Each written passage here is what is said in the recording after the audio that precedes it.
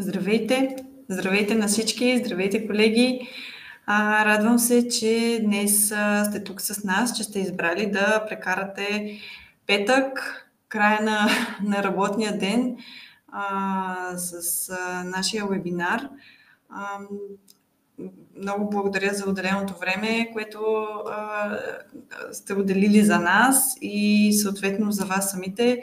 Надявам се да ви бъдем полезни. Така, сега тук с нас е Мария Стефанидou. След малко ще й дам думата да се представи. Тя е фриленс спикър. Към момента работи и към Кеймбридж, и към други издателства. Ситуирана е в Гърция.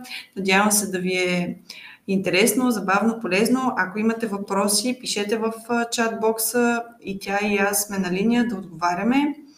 Така че давам думата на Мария. Hi, Мария! Hi! Hello! Hello, everybody! I made a quick introduction to you, but you can, of course, present yourself and start with super minds. Okay, thank you. Thank you, Maya, for the introduction. Hello, everybody. Welcome to this webinar. Thank you very much for joining. I know that you're all tired after work. Please say hello in the chat and please use the chat during the session. This webinar is meant to be as interactive as possible, right? The main purpose of this presentation is to share ideas. You are all professionals, we are professionals, so let's share ideas and learn from each other today. Let's enjoy it. Okay, before we get started, I have shared this slide with you about Cambridge English newsletters. I'm sure that you are all interested in your professional development. That's why you're here today. So you can scan this QR code, sign up, and get access to lots of teachers' resources and information about upcoming webinars and events in general. So please do sign up. Okay. So this is the title of our presentation. You already know the title. A few words about me. I am an EFL teacher. I am based in Greece, in particular in Athens. I am also a speaking examiner for all levels, starting from pre-A1 all the way up to C2 proficiency. I'm also a sociologist and a freelance teacher trainer. So, as you know, the title is Developing Vocabulary and Superminds in the Young Learners Classroom. And as the title suggests, we're going to focus on superminds for Bulgaria, 3rd grade. All right, so the first thing that I would like us to think about is this question. Why is vocabulary important? What are your thoughts?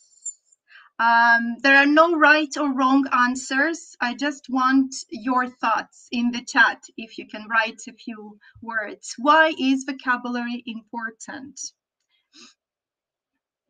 Let's see. What do you think? For speaking, for writing. Yes, exactly, Miroslava, if I'm pronouncing correctly your name. Thank you very much. Any other ideas? It's important in order to be able to communicate. Exactly. Thank you, Evelina, I think. To enrich students' culture. Ooh, I like this idea. For reading, for communication, being able to express ourselves. Thank you, everybody.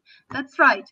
So in order to answer, in order to answer this question, I would like to share with you this quote by David Wilkins. He says that without grammar, very little can be conveyed. Without vocabulary, nothing can be conveyed. So vocabulary is very important, right? When we think about communication, as you mentioned earlier, when we think about expressing ideas and conveying messages. However, oftentimes we teachers tend to spend a lot of time in class teaching grammar and not much time actually teaching vocabulary. And don't get me wrong, grammar is also important. We need to teach grammar, but oftentimes teachers give priority to teaching grammatical structures. So this is the agenda for today. In this session, we're going to look at who young learners are. Then we're going to reflect on how to present vocabulary and how it is actually learned. Then we're going to share ideas, right, on what activities can be done in the classroom. And how can we develop young learners' thinking skills through vocabulary instructions and perhaps turn our students into super minds? So, the first question, who are young learners? And when we think about young learners, we refer to kids age 6 to 12 years old, right? So here I would like your contributions again. I would like you to describe young learners. You can use a couple of adjectives maybe, or a phrase, whatever comes to mind, okay? Who are young learners? Let's see what your thoughts are.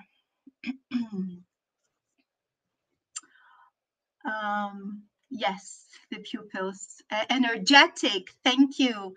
Energetic, lively, passionate, distracted, eager to learn, active.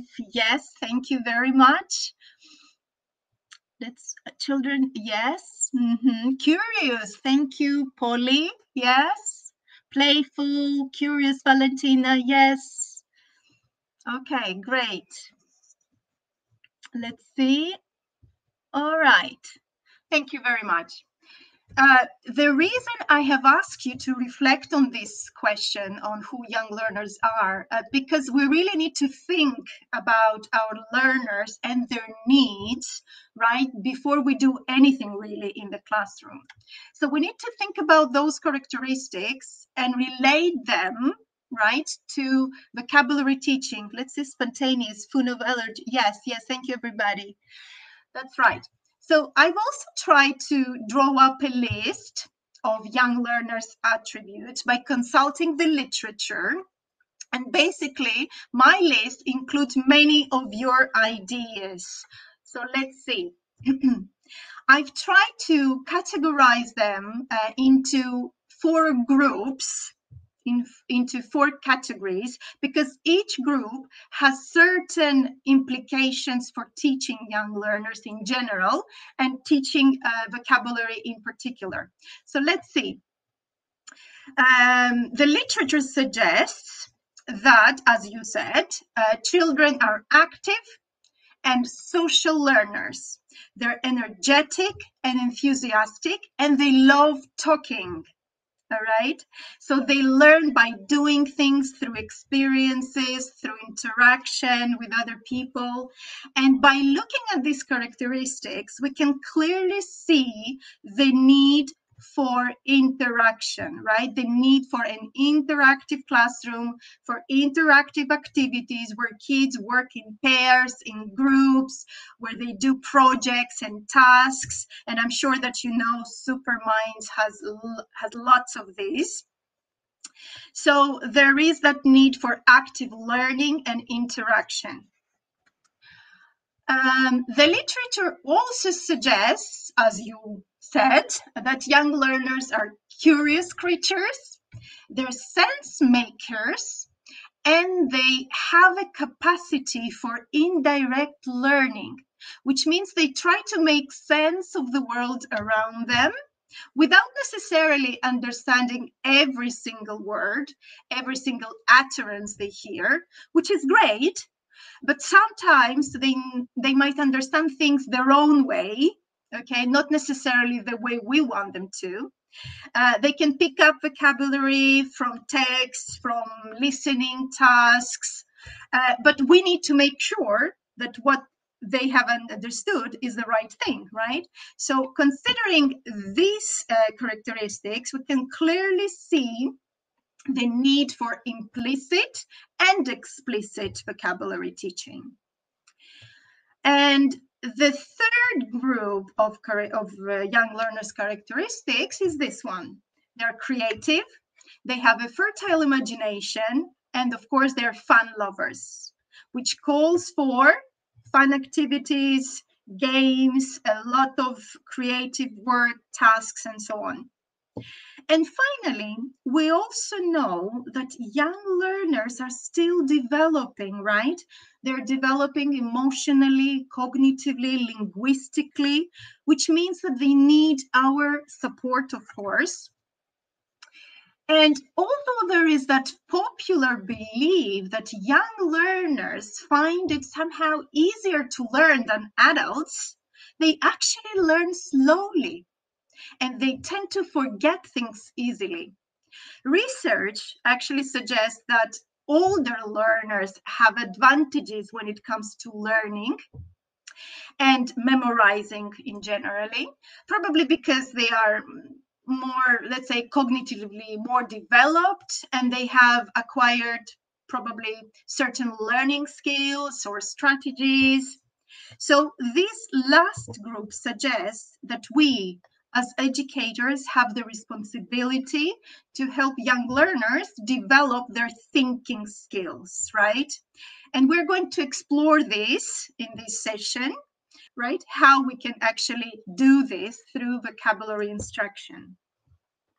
So we've looked at young learners' characteristics and we try to relate them to vocabulary instruction. Now, let's think about how we can actually present the vocabulary we want to teach them, right? And how it can be actually learned, because we might present the vocabulary, but do they learn?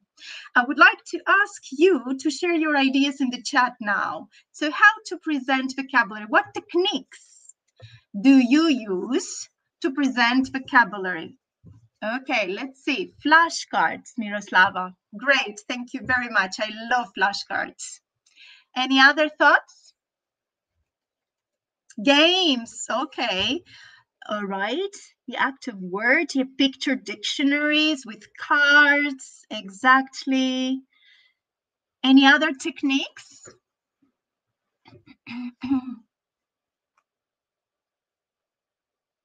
Stories, yes. Puzzles, flashcard games, yes, Lilia, I hope. Okay, objects, yes. Dobrinka, I think. Sorry if I did not pronounce your names correctly. Thank you very much.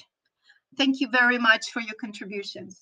So worksheets, flashcards, short stories, exactly. Thank you. As you said, we can use pictures and flashcards. Asking questions says Meglena, speaking work in pairs. Thank you. Yes, we can use pictures, flashcards.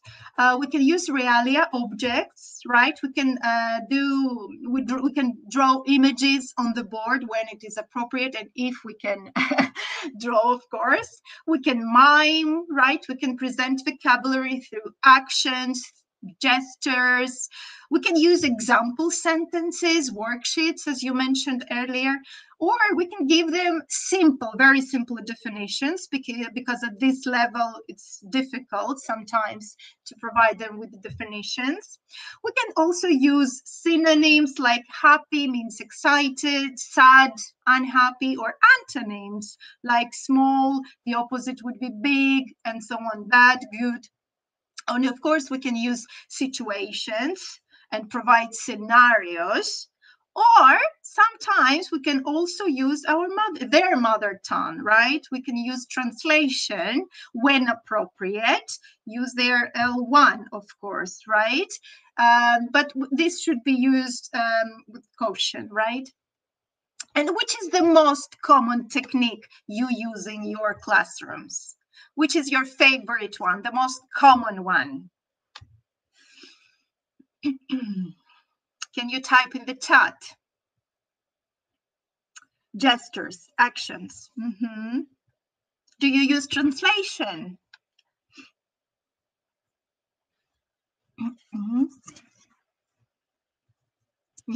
Yes. Definitions, translation, action games. Very good. Flashcards. Yes, Maria. And I'm going to show you today some activities, and please do share your ideas as well. Thank you very much, everyone. So, mime, yes, miming, yes, thank you. Translation sometimes because my students are bilingual, great. Synonyms, writing, drawing, good. We have talented teachers here. Yes, only at the end I translate. If they can come up, okay, very good, just to check if they got the meaning. Very nice, Katja. Yes, thank you. All right, so how are words actually learned? In order to help us in our thinking here, I would like to share another quote with you by Scott Thornbury. I'm sure you're familiar with this person. Scott Thornbury, in his book about teaching vocabulary, says that the learner needs not only to learn a lot of words, but to remember them. In fact, he says learning is remembering. It is essentially a question of memory. So perhaps we need to seriously consider and think about these questions, right? How does memory work? What are the implications for teaching vocabulary? What can we do to help our students remember the words we teach them? And of course, okay, don't worry, I'm not gonna bore you with scientific details about how memory works, no. But we need to make that distinction between short-term and long-term memory. Short-term memory is the capacity of our brain to hold some information for a short period of time, right? And in order to really remember that information, we need to integrate it into our long-term memory.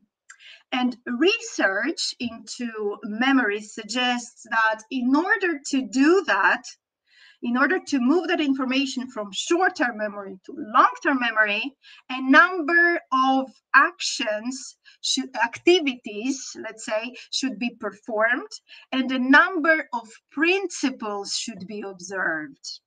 Okay, some principles. So we are going to explore those now. Okay, what are those vocabulary learning principles? How can we help our learners remember the words? So this is the first one. And I would like you to try and guess. Can you guess what the word is? Let me see. Repetition, Lilia and Katya, yes, exactly. Repetition, thank you very much. Repetition, yes, and when we think about repetition, it's not simply repeating a word, which is the basis of rote learning, and it is important. It has its value, of course, but what is important is the repetition of encounters with a word. How many times you meet a word. And research suggests that in order to remember a word, you need to meet that word at least 7 times over spaced intervals. All right. And the second principle is this one. Can you guess again? What do you think this is? Retrieval. That's right, Galina, Katya, thank you very much. Exactly. It's this act of retrieving a word from memory, right? Trying to recall it. So we need to include activities that encourage recalling of words. The third one is this one. Your guesses, please. What is number 3? Spelling, interesting. Okay. All right. Anything else speaking? Okay, let me show you. All right, so number 3 is about spacing. It's all about the principle of distributed practice. It's about distributing memory work across a period of time. It refers, of course, to work within the same lesson and over a sequence of lessons. All right. And the fourth one is, what do you think number 4 is?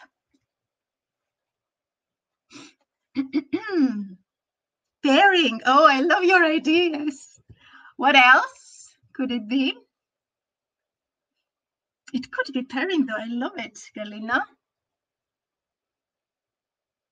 Any other thoughts? Pacing. Boriana. I'm not sure if you're okay. Yes, you got it. Pacing. So the fourth principle is about giving students the opportunity to do memory work at their own pace. It's about allowing them to reflect on, to organize, and to review the vocabulary taught, right? And it is important that they do this silently and individually. All right. What about 5? 5 is number 5 is use. It's basically putting words to use, right? In a meaningful and interactive way. And of course, this is linked to the 6th principle, that of motivation. And of course, the more motivated the students are, the more likely they are to remember the words. And of course, if the learners are motivated, they're more likely to spend more time on practice and rehearsal, right? That's obvious, we know that. Let's move on to number 7. It is and affective depth, emotional depth. What do you think number 7 is? This first word, action. And it attention. Okay, Galina. Any other thoughts? Attraction. Okay, attention, attraction. Yes, yes, yes. So yes, it is attention. And the idea is simple, right? To improve your vocabulary, some conscious attention is required. And the more attention they pay, the more they will remember. And additionally, research suggests that words that trigger an emotional response will be remembered easily. So, for example, it might be a good idea to make our students, feel some joy or excitement or feel some surprise, right, in our lessons, so they can remember the words. Oh, sorry. And the last point is about making affective judgments about the words. It means that we need to allow our students to make emotional, affective judgments. Do I like the word? Do I like the sound of the word? Do I like the thing that the word represents? All right, so it's very, very important to allow them to express their feelings. And number 8, I know you will get this. This is, what do you think? Perseverance. Wow. Nice ideas. Personalization, Borina. Okay. Any other thoughts? Yes, Maria. Yes, it's personalization. Exactly. Exactly. Words are more likely to be remembered, right, if they are personalized. So relating vocabulary to students' lives is essential. And number 1 is this one, and mnemonics. What do you think number 1 is? The word in number 1? What could it be? Mnemonics and, okay, let me help you with this. This is imaging. Yes, okay, Yordenka, you got it right. So research suggests that visualizing a mental picture to go with a new word really, really helps, right? It's about making mental association, even for words that are abstract. For example, when you teach the word excited, you might have students think of a moment when they felt excited. And as we said earlier, we teachers should allow time, right, for silent individual work and reflection. And I'm sure you know that Superminds actually follows that principle. And the last but not least is the principle of,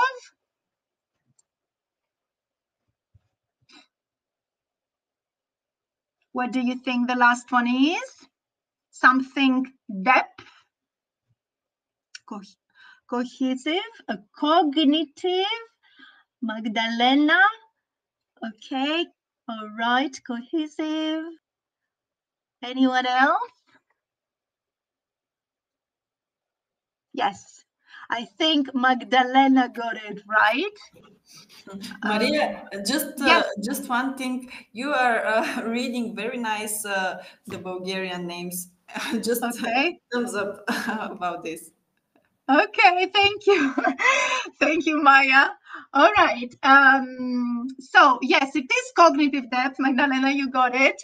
So the more decisions, right, the learner makes about a word, and the more cognitively demanding those decisions are, the better the word is remembered. Okay, so for instance, using a word in a sentence involves deeper level decisions, right, compared to, let's say, a matching activity. Okay, thank you, everybody. So we've looked at some principles that need to be applied when it comes to vocabulary teaching. We looked at how to present vocabulary, right, and how our words learned. And of course, it doesn't mean that we need to follow all of these principles at once. But the idea is that the more principles we follow, the more principles we satisfy, the better. All right, let's move on. Let's get a little bit practical now. What activities can help learners remember new words?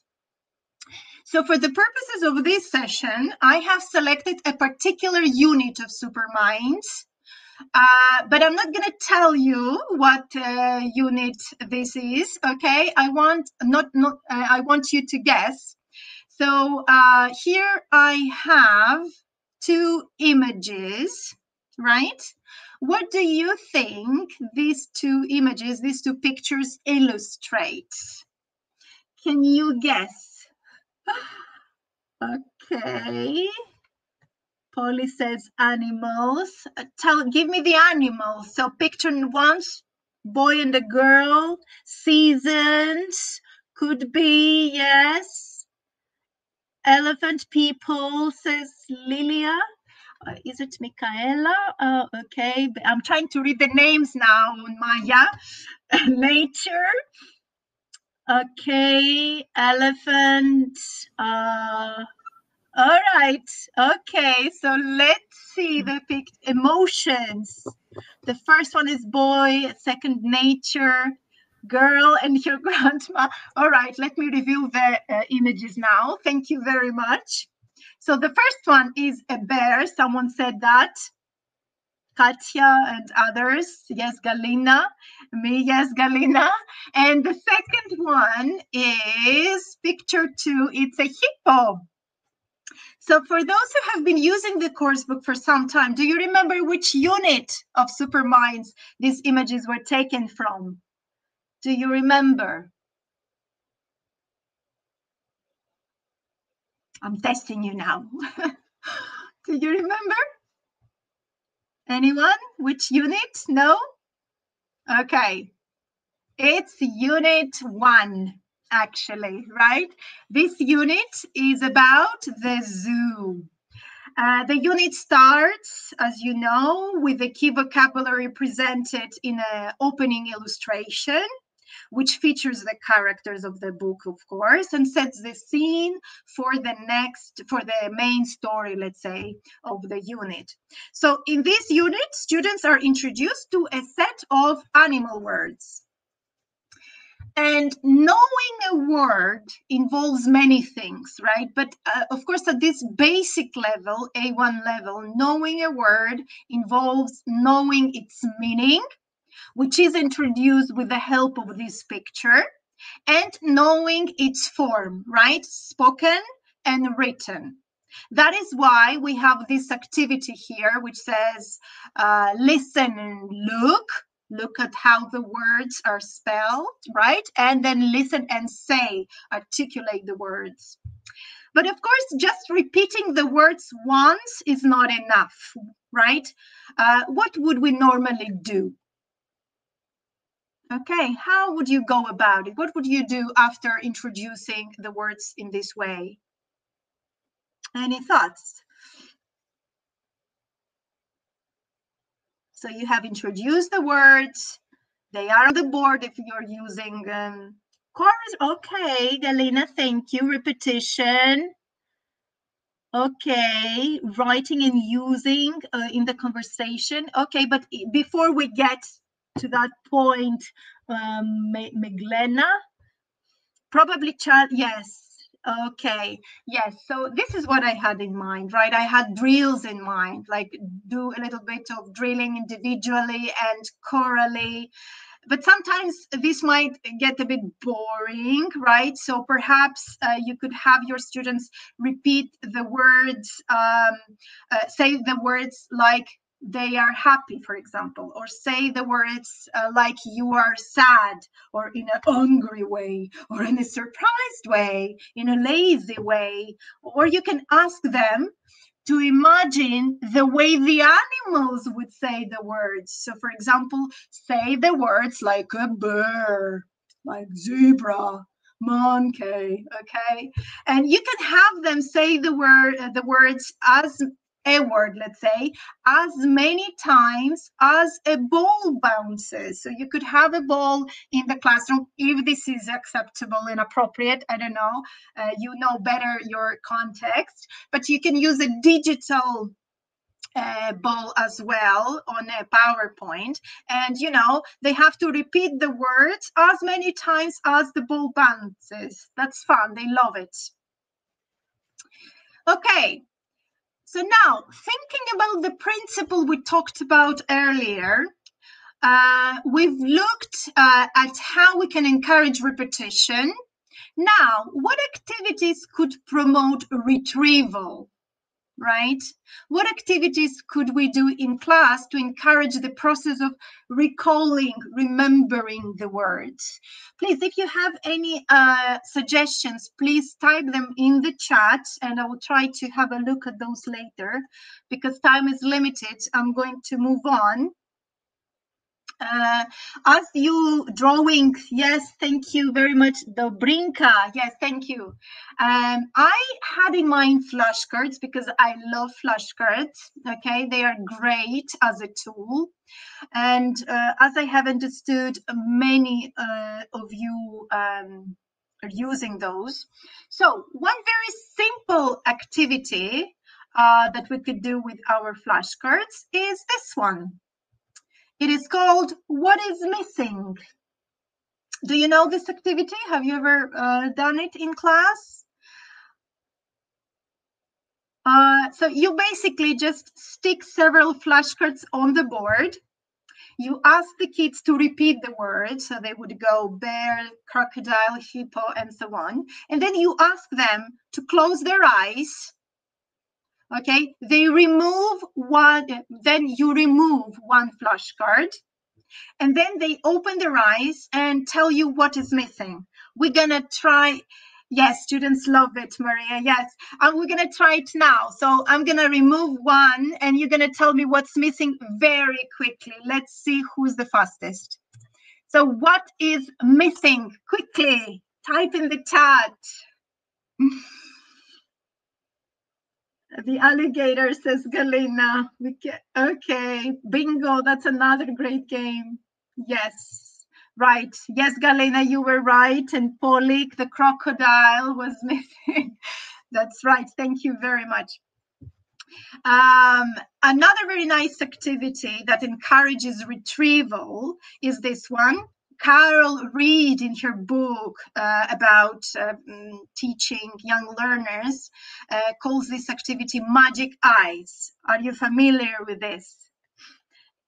It works this way. You stick basically on the board a couple of flashcards, let's say 5 to 8 flashcards in a row. Okay, then you ask your students to repeat the words with you in a rhythmic way, like a couple of times. So they would go hippo, bear, tiger, parrot, zebra, hippo, bear, tiger, parrot, zebra. And then once they feel confident, you start to remove gradually the flashcards and have them repeat the sequence. So it goes this way. One card disappears and they would have to say hippo, bear, and so on and so forth. And gradually the flashcards disappear, okay? And they have to say the sequence. So this is retrieval. They work, the memory is working, right? So moving on, as many of you said, chants are also great, right? And in this particular unit, there is a chant. This is activity 2. This was taken from Superminds, of course. Can you think of a way we could use this chant, okay, to encourage retrieval? Like encourage students to recall the vocabulary, because now they can see the vocabulary. Any ideas? How could we do that? Okay, one idea would be the following. You could project the chant right on the board, or actually, if you don't have an interactive board, you could just write it on the board very easily. And you just, okay, put some flashcards on the words. Now they can't see the words, so they would have to remember the words, to recall them, right, by looking at the pictures. Or if you want to make it even harder, you can just put some plain paper so they can't see the image. Another very simple but fun activity is this one. As we said earlier, young learners love having fun, right? They're energetic. So this is a kinesthetic activity that could keep them engaged. It is called flashcards instructions, and it works this way. You basically divide the class in groups of 5 or 4 students. Then you stick flashcards on the walls around the classroom. And you give each group instructions in turn. So for example, you say, group 1, jump to the tiger. So they have to jump to the tiger.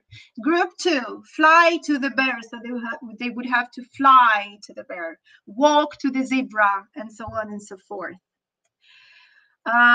They love it as well. It's very short, doesn't require much time. All right, we also mentioned earlier that young learners love interacting with others, and we also said that it's really important to allow them to express their feelings about what they learn, about the words they learn. So here in the course book, we have a nice activity where students ask each other whether they like the animals, right? This one. Of course, this is from the grammar section, but it doesn't really matter, right? But we can make this activity even more fun by doing the flashcards in a circle activity. It works this way. Basically, you ask your students to stand or sit in a circle. The teacher passes one flashcard to the student on the left and asks, do you like bears? The student goes, yes, I do, or no, I don't, and passes the flashcard to the next student and asks the same question. So the teacher then introduces a new flashcard and so on and so forth. So basically the students pass the flashcards around the circle, and they are provided with many opportunities to practice the language they're learning. You can see them do this, right? They are all together and they do it collaboratively. An alternative activity would be the find someone who activity. Have you ever used this one? If yes, please type in the chat yes, no. Are you familiar with find someone who activities? Yes, great, fantastic, fantastic. So you will need to provide students with a little table like this. And students basically have to mingle in the room and ask their classmates these questions, right? Do you like tigers, and so on and so forth? Yes, great, fantastic. And of course, what you can do, you might ask them to note down the names of the people they have asked, and then at the end, they can report back to you, to the teacher, and tell you how many people liked the bears, how many people liked the hippos, and so on. And again, if we want to encourage retrieval, instead of the actual words, you could have the images, right? So then they would have to remember what the word is: tigers, crocodiles, snakes. So this encourages retrieval. Another fun and interactive activity is this one: find the differences. In this activity, students work in pairs, okay? You provide them with two similar images and you ask them to find the differences between the pictures without looking at each other's pictures. This is really important.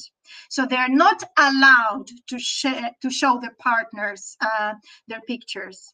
And they would have to use the animals, of course, to complete the task. Yes, it took me just 2 minutes to create it on PowerPoint. It's very easy to do that with all the free images you can insert.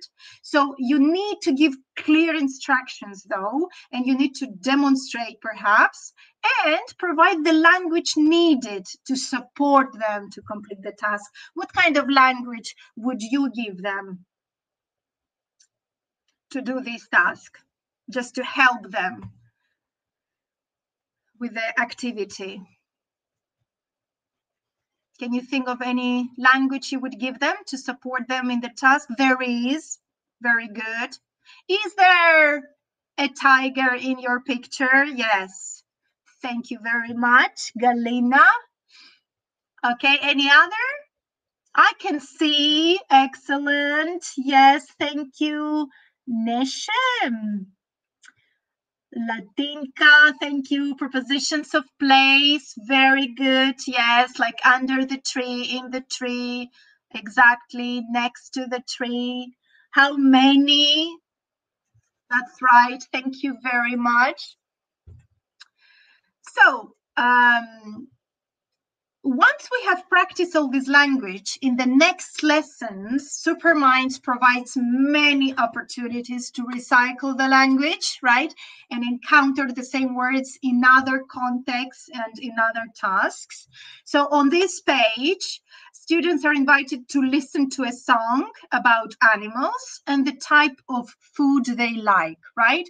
Of course, before listening to the song, you could encourage, right, your students to predict what animals they expect to hear. So that would be recalling again, right?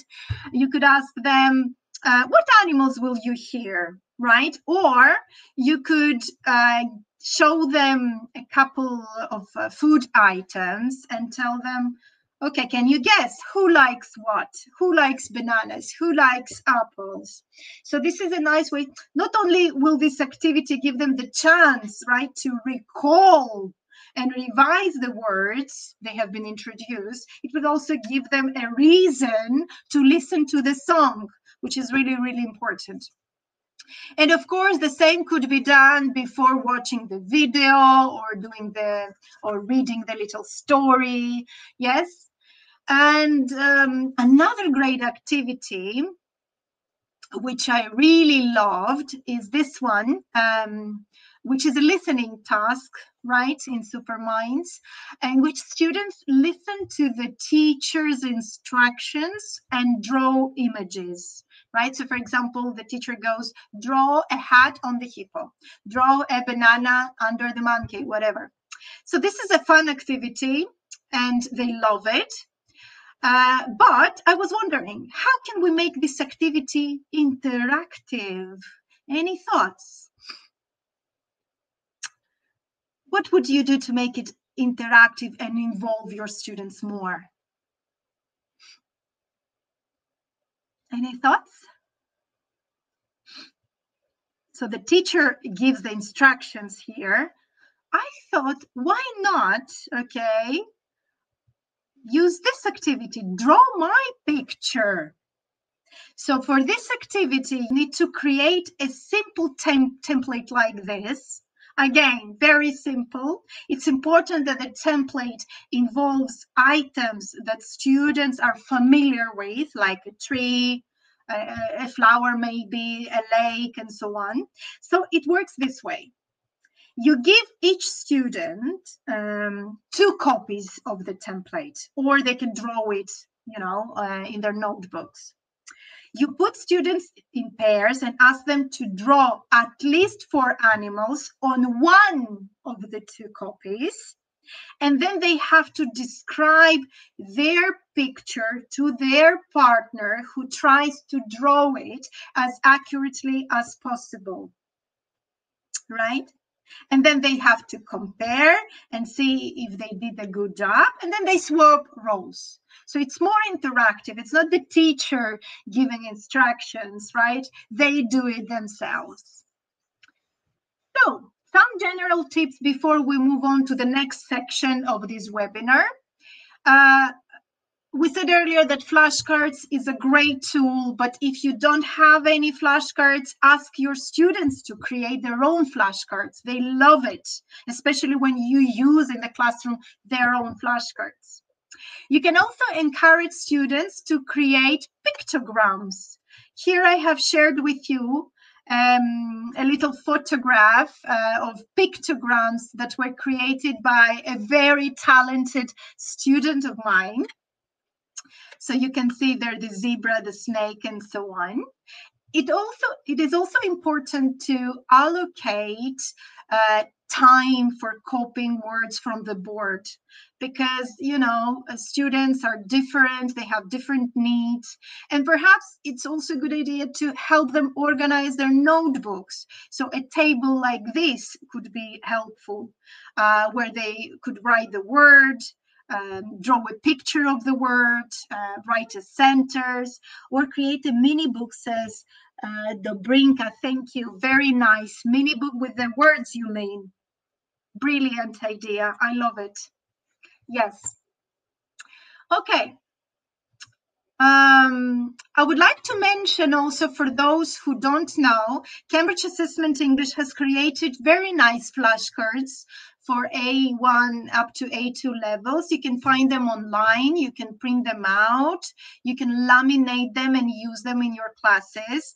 At the end, I'm going to share some links. You can take a screenshot and go and find them online.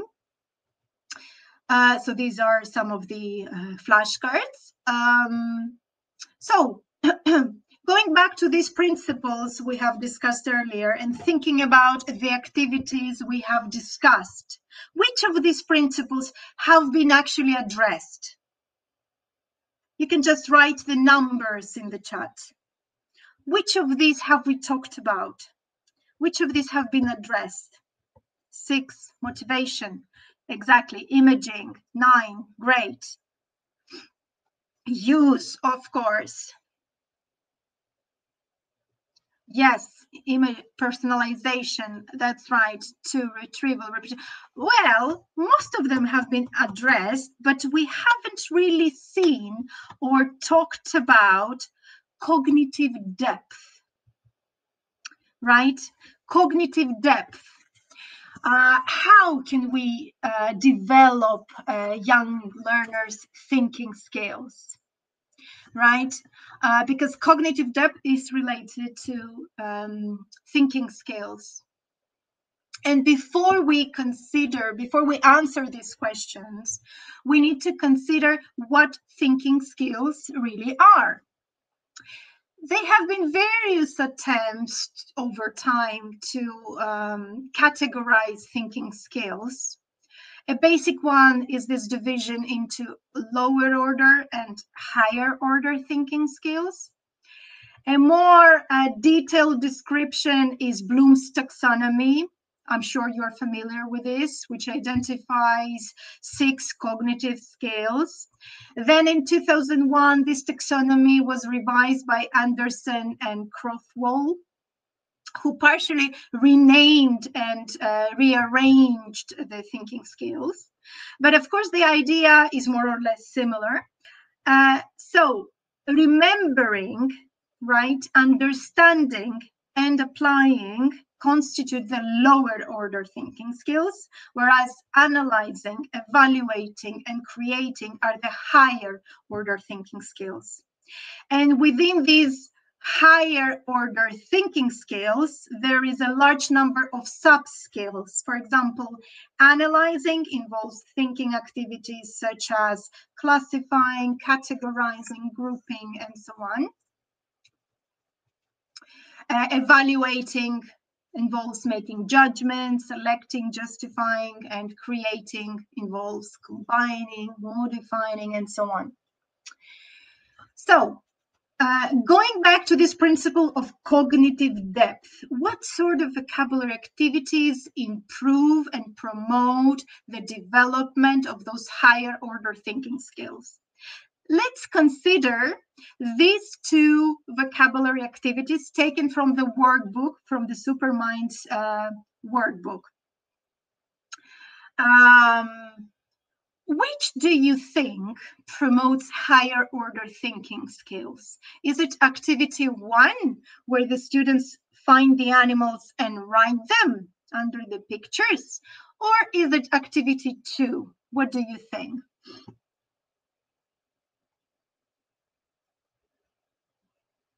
Thank you for your comment there, Rosita. With the repetition, yes, song the child learns for a long time. Yes, thank you very much.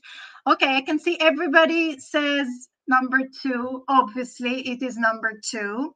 Because number 1, in a way, it's a matching activity if you think about it, right? They have to find the word or write in the word search table, but then they just match the word to the picture. Whereas in the second one, not only will they have to recall the actual words, they will also have to classify them, which requires, of course, higher order thinking, some analysis. That's right. Here I have another activity in the student's book. Does this promote higher order thinking skills? It says, write about an animal in your notebook. Can your friends guess what it is? Do you think it promotes higher order thinking skills? What do you think? Get some water. Galina says yes, everybody, yes, a lot of yeses. Miroslava, yes. Valentina, yes, of course it does. Because if we look at this table again, first of all, while completing the task, right, students will be describing an animal. Then they will have to, think about and select, right, what information to include. Then they will be combining information, right, and creating a little paragraph. And when guessing, yes, they would be making judgments, right? They will have to draw conclusions, and finally they would have to solve the puzzle, right? So lots of sub skills here. Okay, going back to this set of animal words in Unit 1, I would like you to think, can you think of any other activities that promote higher order thinking skills? I know that this requires time and you need your time to type those. Do that. I'm going to read the chat later on, but I will share my ideas as well. Group the animals. Yes, thank you. So let's have a look. So this is the chart I had earlier. If you want to take a screenshot, that would be nice to help you. Let's move on. So which activity, what kind of activity is this? Can you guess? I have actually an image here, right? This is the end product of the activity, the outcome. Can you guess what the activity is? Describing where they live and what they eat. Okay. All right. So what I had in mind is actually a sequencing or a ranking activity, right? You could ask your students to write down any words they can recall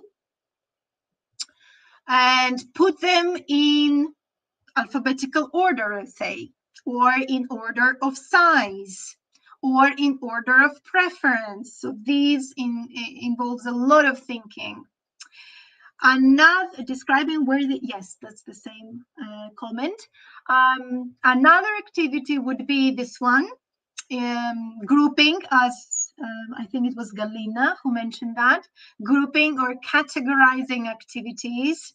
So students write down any words they can recall again and put them into groups. The groups could be small, big animals, loud, quiet animals, dangerous, not dangerous, animals that have got long tails or others that have got short tails, to classify the animals. That's right, Biljana, thank you very much. Okay, Venn diagrams are also great. I love them. You ask your students to select two animals, all right, or you can select two animals, and they have to compare the animals, right? The similarities are described in the space where the circles overlap. Okay, another activity would be odd one out activities, right? They're also very nice. They involve comparing and explaining. And what I love about this activity is that there is no one particular answer, one explanation, right? Students can come up with all sorts of explanations. Can you give me one explanation? What is different? Let's see what answers they can come up with. What is different? Which animal is different? Parrot is a bird. Yes, they might say, yes, it's important to explain why. The parrot, why? Because the parrot is a bird, right? The parrot is colorful, they might say, because it can fly. Yes, thank you very much, Latinka. Yes, the parrot can fly, exactly. So they can come up, yes, it has wings. So they can come up with all sorts of explanations, and that's beautiful. Okay, another activity would be the word pair race. Basically, you provide students with two groups of words, for example, the animal words in our case, and some adjectives, and you ask them to make suitable pairs. Let's do it as a competition. You give them, can you actually make suitable pairs very, very quickly? Let's see who is the fastest here. Make suitable pairs with the words given very quickly.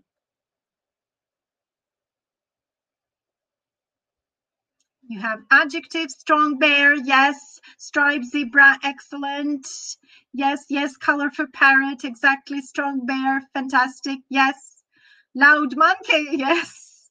Loud parrot, yes. Okay, you got the idea. So basically, you set a time limit in the classroom. Students write down as many correct pairs as possible. And then you set another time limit, and students can write little sentences. Okay, and you do it as a competition. Crosswords. Solving crosswords involves a lot of thinking, but creating crosswords involves even more, since students would have to think of clues. This one was created online, right, by a crossword maker. If you use technology in the classroom, that's fine. However, they could do it the traditional way, on paper, in class. Here are the steps. Students choose a keyword and write it vertically. Okay, then they add words horizontally, numbering the squares.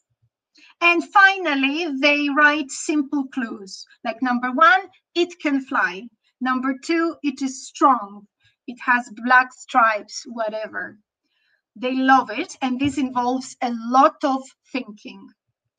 Another activity that requires a lot of critical thinking is the zoo in my town. Basically, you provide your students with a template like this, or you create one on the board very quickly, and you ask your students to copy the template in their notebooks. You give them a set of animal words, but make sure that the animal words are more in number than the cages. So the students have to describe which animals they are going to host in their zoo, in which cages, right, where to put them, and why.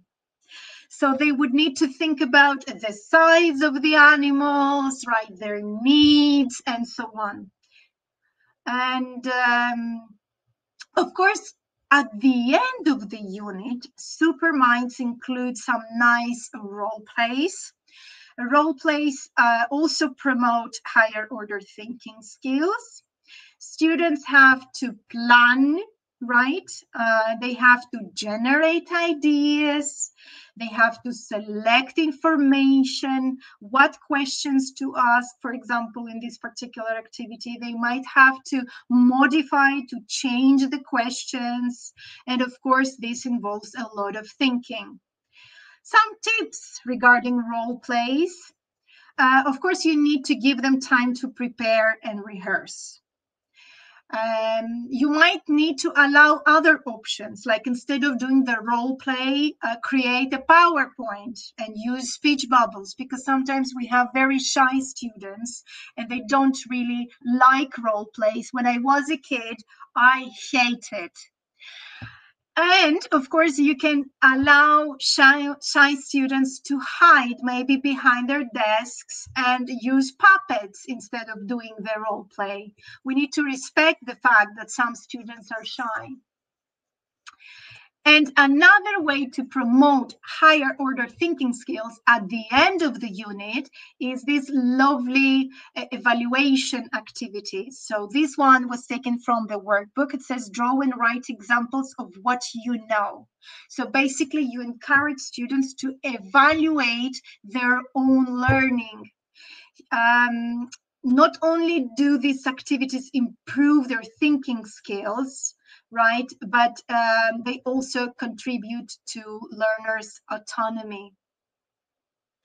And here I have another example which I had created. This is a self-evaluation form. So basically they have to think about, can I spell the animal words? Can I describe the animals? Can I use the animal words in sentences? And so on. And finally, another great activity to do at the end of the lesson. Here I have an example of quizzes from a different unit. It's not from unit 1, but still there are some quizzes. And I thought that it would be nice to actually involve students in that process and ask them to create their own quizzes, or maybe create their own revision activities. So you can ask them to create revision activities. They love it.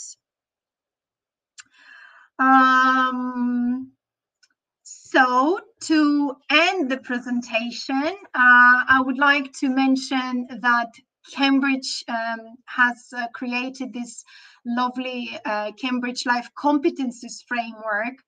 and those really nice guides for teachers explaining what the competencies are, like creative thinking, critical thinking. And they have also created those fantastic flashcards for young learners, for teenage learners, and even for adult learners. And you can find examples of activities. Please find them online, use them, they're fantastic. Thank you very much. Just take a minute to reflect. What are you going to take away from this session? And what are you planning to do differently maybe in your next vocabulary lesson? No need to write anything in the chat. Thank you very much for your contribution. I hope you found some of my ideas useful. Thank you, everybody. Thank you, Maria, too. Thank you, everybody, for participating. Maria, you were very inspiring. I think that everybody have something to go with them, and now there is the weekend, and I hope that everyone will have the time to think of everything. And I'm sure that there are many useful ideas about vocabulary and how to use superminds with all the vocabulary ideas that you gave. So thank you very much once again. Thank you. Thank you. Just the slide with my references and the useful links for those who perhaps want to find out more. Super. Thank you, everybody. Thank you too. I really enjoyed it. We are not going to stick around anymore. It's Friday night, so have a lovely evening and have a lovely weekend.